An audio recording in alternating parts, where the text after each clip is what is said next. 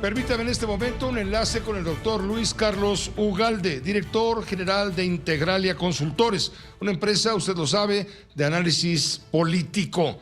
Un hombre enteradísimo de todos los temas electorales, toda vez que él fue, en su momento, presidente del Consejo Ciudadano del entonces Instituto Federal Electoral, colaborador en este espacio. Doctor Luis Carlos, ¿cómo estás? Bienvenido, muy buenas tardes, buenas noches ya. Muy buenas noches, Pepe. Pues estaba leyendo con mucho interés algo que publicaste a través de Integralia, donde dices que la iniciativa presidencial en materia electoral no solo socava la autonomía y el profesionalismo de las autoridades electorales, sino pone en riesgo la sobrevivencia de los partidos. ¿A ese grado, Luis Carlos? Si tú eliminas el financiamiento público a los partidos en años no electorales, por supuesto que vas a llevar a muchos de ellos a la inanición. Los partidos hoy en un 90% dependen del financiamiento público. Y yo creo que por supuesto que se puede reducir el financiamiento, pero eliminarlo completamente como propone el gobierno, me parece que no es algo bueno para el país. Por supuesto que todo el mundo aplaude esto, por supuesto que todo el mundo le gusta esto porque le genera antipatía a los partidos, pero yo no quiero una democracia en donde sobreviva un partido que es el partido oficial, como ocurría en el siglo XX, en donde un partido que estaba pegado al gobierno, que era el PRI, era el único que existía en los hechos. Entonces, esta propuesta, por esa razón, me parece una mala idea, Pepe. Ahora, elegir a los consejeros y magistrados electorales por voto popular, ¿politizaría al instituto, lo pondría en riesgo y se perdería, digamos, lo democrático, la estructura democrática? Déjame ponerte un ejemplo futbolero, Pepe. Imagínate que estamos en un estadio de fútbol y está la primera mitad del partido y de repente los ánimos están caldeados y de repente uno de los equipos dice: detengan el partido, que el árbitro se vaya porque no nos gusta, un árbitro que silba, que tiene el reglamento, que es muy serio, que nunca guiña ni juguetea con nadie, va a cumplir su trabajo. Imagínate que este equipo propone que la porra, que ya está caliente, que ya se tomó una cerveza, elijan al árbitro. Y entonces la porra enorme de miles de personas deciden nombrar al árbitro. Y ese árbitro baja de la tribuna emocionado porque el pueblo lo eligió.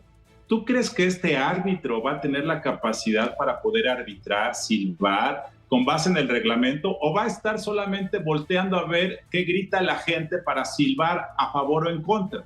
Esto es, perdón, la similitud o perdón, la alegoría o la analogía, un poco lo que está proponiendo. El presidente nos dice que el pueblo elija, pero desafortunadamente quien va a elegir no es el pueblo, sino los políticos. Y déjame darte un ejemplo. El presidente dice que va a haber 60 candidatos a consejeros y de esos 60, 7 van a ser elegidos, los que tengan más votos. Pero ¿quién nomina a esos 60 candidatos? 20 el gobierno, hoy es Morena. 20 el Congreso, hoy es dominado por Morena. Y 20 el Poder Judicial.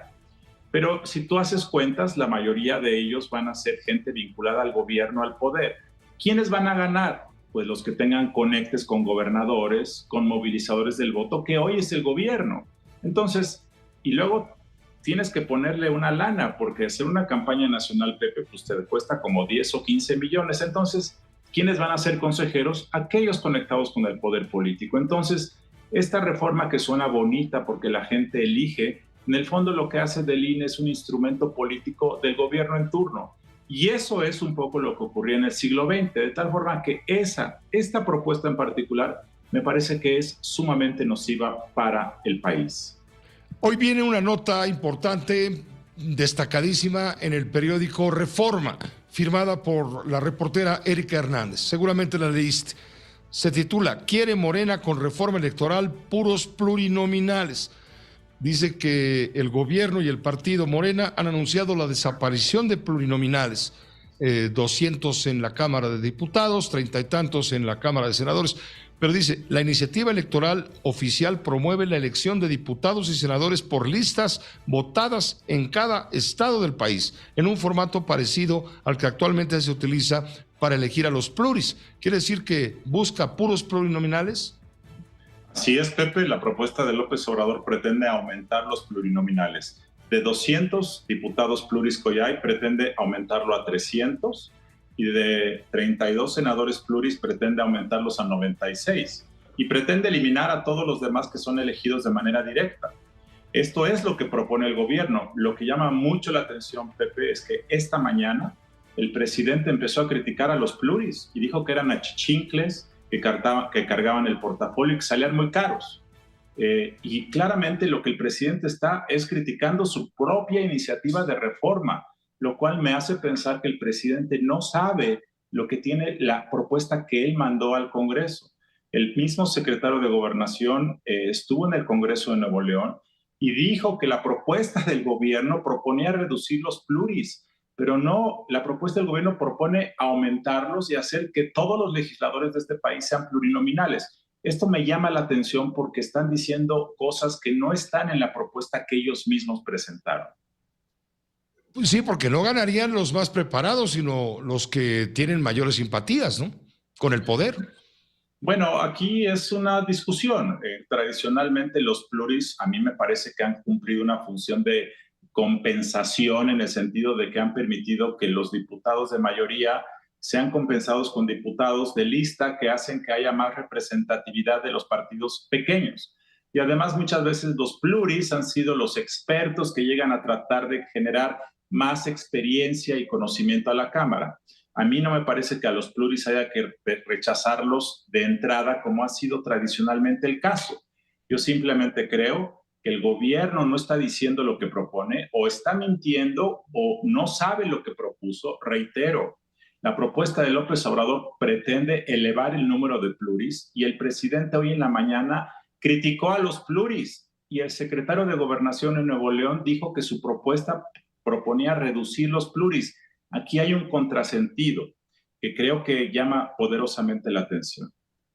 Pues está complicado, hay que entenderle justamente a lo que implica la reforma, aunque tú estás en el grupo de aquellas personas que opinan que no le van a alcanzar los votos suficientes, por lo menos en el Senado, para sacar adelante esta reforma constitucional. Yo creo que no hay votos para que lo saquen porque me parece que no hay razón para que el PRI, PAN, PRD y MC vayan juntos. Muchos piensan, Pepe, que el PRI se puede, digamos, rajar porque hace 3 semanas apoyó al gobierno en la reforma del artículo 5º transitorio en materia de militarización. Yo no veo que en esta jugada, en esta ronda, en esta situación, el PRI apoye porque no gana nada. Es un balazo en el pie y además el PRI está buscando reconciliarse con sus aliados para que puedan ir en coalición en el 2024. No veo que aquí, es más, Pepe, tampoco veo que el Partido Verde o el Partido del Trabajo quieran ir porque esta propuesta los afecte en el tema del dinero. De tal forma que quiero comentar algo finalmente respecto a esto. Creo que la propuesta del presidente tiene algunas cosas positivas, por supuesto, pero creo que el núcleo central de querer cambiarle la naturaleza de la dirección al INE y vincularlo políticamente al gobierno en turno es algo tan grave en sí mismo que el resto de la iniciativa, aunque puede tener algunas cosas positivas, creo que vale la pena desecharlo en su conjunto porque esto de querer que los consejeros del INE sean políticos y activistas vinculados al poder es sumamente grave y sí significaría ese solo hecho en lo particular una regresión muy grave para el país. Muchas gracias, Luis Carlos, por este comentario. Seguiremos sobre el tema, por supuesto, porque la discusión está abierta al debate. Gracias, Pepe. Muy buenas noches. Gracias, muy buenas noches. El doctor Luis Carlos Ugalde, director general de Integralia Consultores, colaborador de este espacio de noticias.